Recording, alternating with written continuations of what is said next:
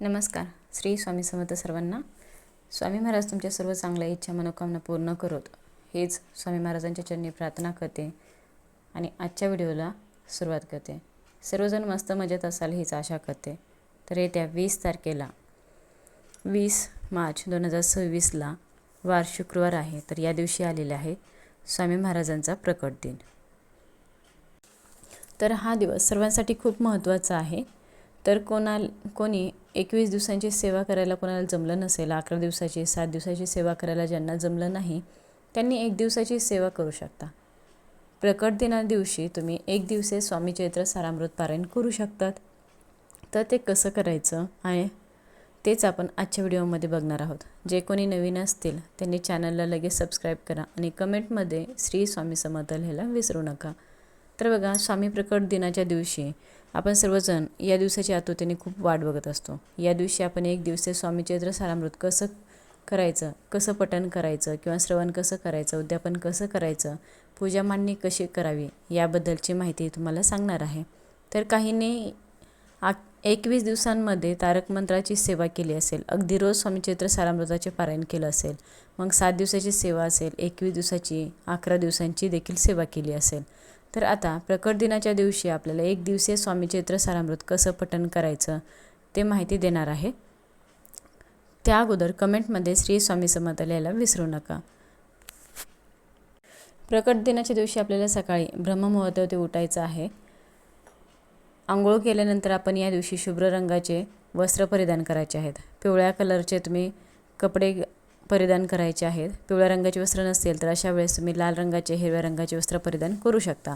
फक्त काळा रंग वर्ज्य करायचा आहे. तसेच पिवळ्या रंगाचे वस्त्र नसतील तर पिवळा रुमाल आपण दिवसभर सोबत ठेवायचा.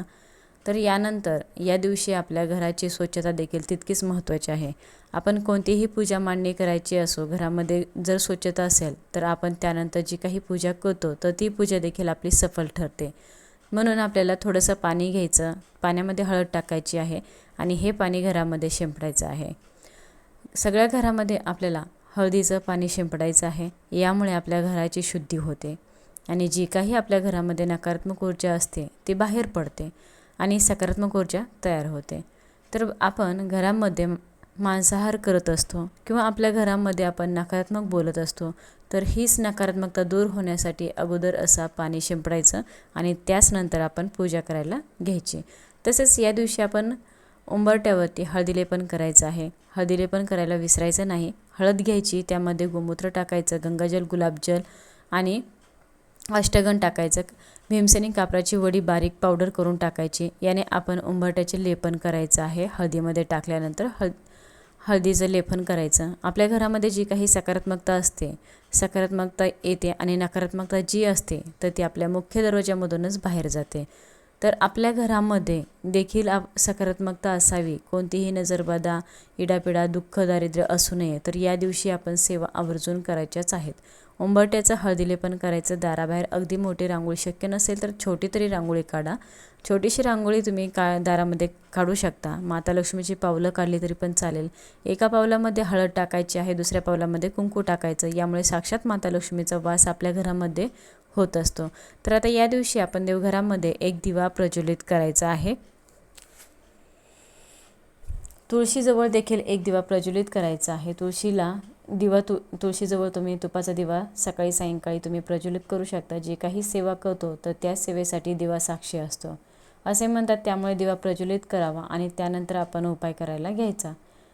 म्हणजेच आपण जे काही आपण सेवा करणार आहे ते एकदम प्रसन्न मंगलमय वातावरणामध्ये करायचे असते. मंगलमय वातावरणामध्ये आपण सेवा केली तर फलदायी ठरत असते. तर आता या दिवशी तुम्हाला उपवास करणं शक्य नसेल तर तुम्ही, ज्यांना शक्य आहे ते उपवास करू शकतात. ज्यांना शक्य नाही त्यांनी उपवास नाही केला तरी पण चालेल.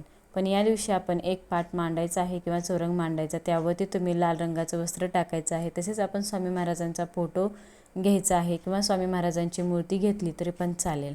आता फोटो असेल तर फोटो स्वच्छ पुसून घ्यायचा आणि जर मूर्ती असेल तर मूर्तीला आपण अभिषेक करायचा आहे.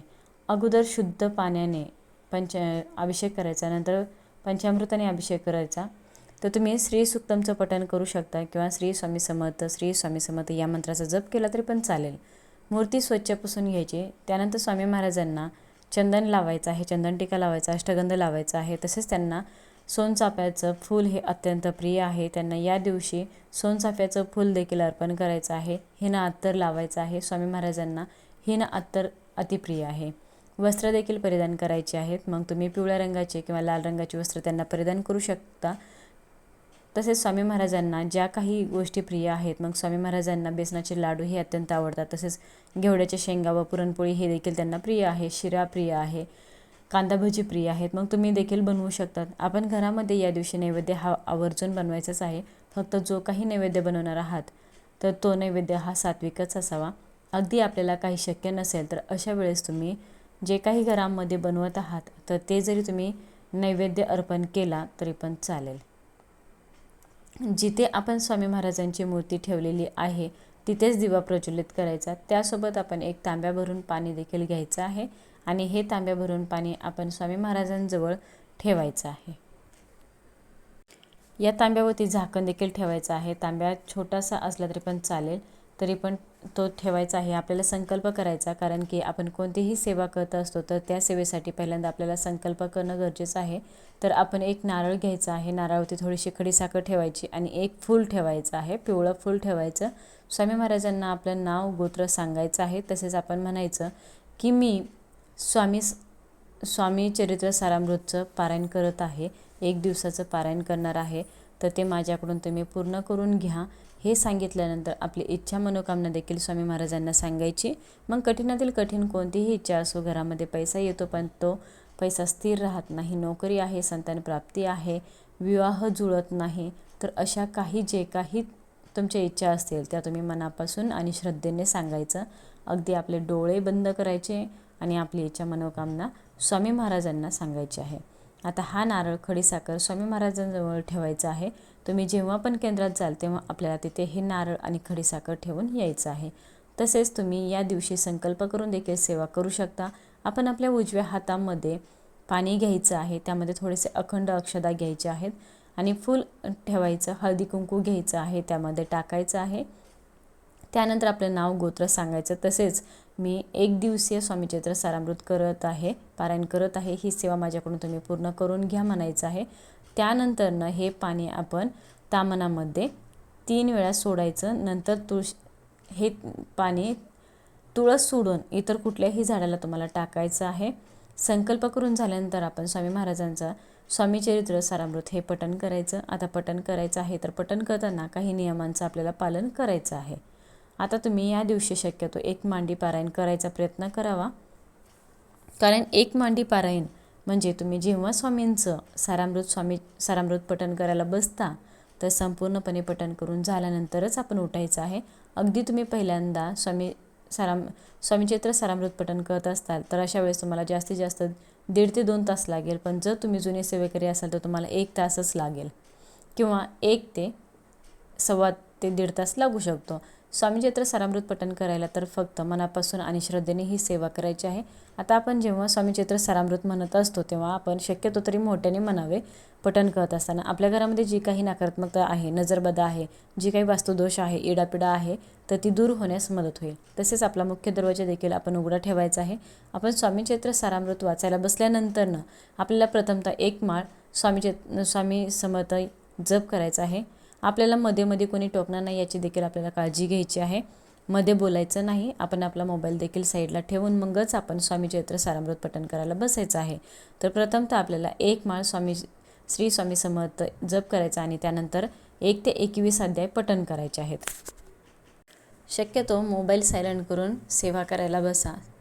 मनापासून तुम्ही ही सेवा करून बघा, त्याचा अनुभव नक्कीच मिळेल. तुमची कितीही कठीणातील कठीण इच्छा असू द्या, ती पूर्ण होणारच. तर स्वामी महाराज आपली इच्छा ही पूर्ण करतातच.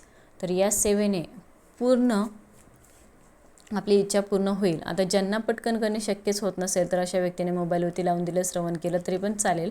फक्त आपण मनापासून ही सेवा करायची आहे. आता स्वामी चरित्र सारामृत आपण पठण करून झाल्यानंतर आपण आरती देखील करायची आहे. आरती केल्यानंतर घरातील सर्व व्यक्तींना आपण प्रसाद द्यायचा आहे. आणि आता स्वामी महाराजांची मूर्ती आपण जिथे ठेवलेली आहे तसेच जी आपण पूजा मांडणी केलेली आहे स्वामींची ती तशीच ठेवायची आहे दिवसभर रात्रभर.